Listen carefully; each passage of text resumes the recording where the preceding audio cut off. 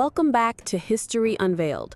I'm Alex. And I'm Jordan. Today, we're diving into a pivotal moment in U.S. Israel relations during the Bush senior administration, focusing on AIPAC's 1990 conference and the showdown with James Baker. Wow, it's a fascinating story. On June 10, 1990, AIPAC held its 31st annual conference in the Grand Ballroom of the Washington Sheraton Hotel, attended by 1,500 delegates. The day kicked off with a film celebrating Israel's successful absorption of immigrants from the former Soviet Union. The film portrayed a thriving Israel with no mention of Palestinians, featuring happy immigrants who claimed their arrival fulfilled a 2,000-year dream. But interestingly, many of these immigrants were not recognized as Jews by Israeli rabbinical authorities.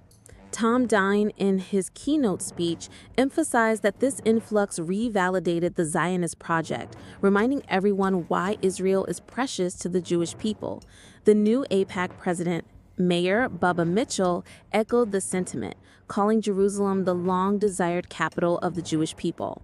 Wow. The audience was energized, singing Jerusalem of Gold as they celebrated this narrative. But there were ulterior motives behind the emphasis on Russian immigrants.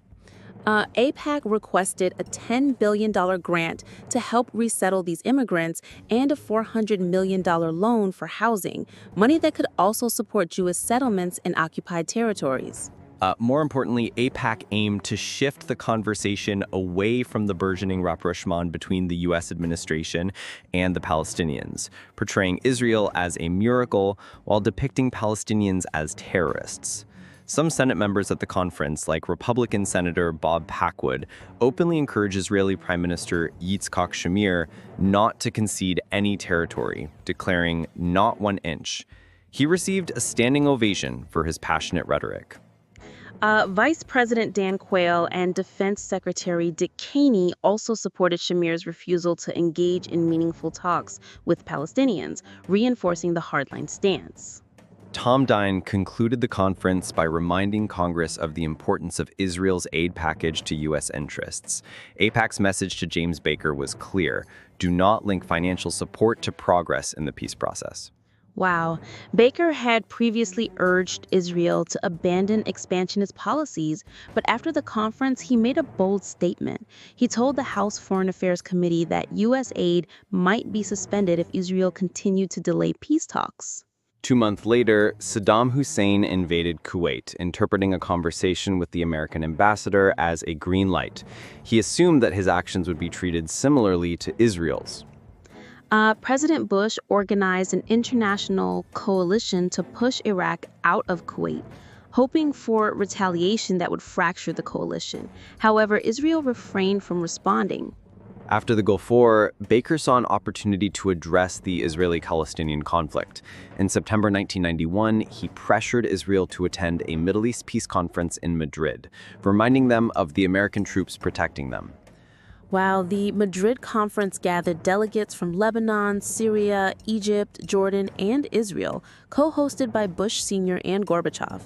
AIPAC, however, influenced who would represent the Palestinians. AIPAC's connections with the Washington Institute for Near Eastern Policy played a significant role in shaping U.S. policy. Martin Indyk, its founding director, advocated for a harsh stance against non-cooperative states. During the Madrid Conference, the Palestinians were led by pragmatic politicians like Haidar Abd al-Shafi and Hanan Ashrawi, who impressed American delegates with their preparation and negotiation skills.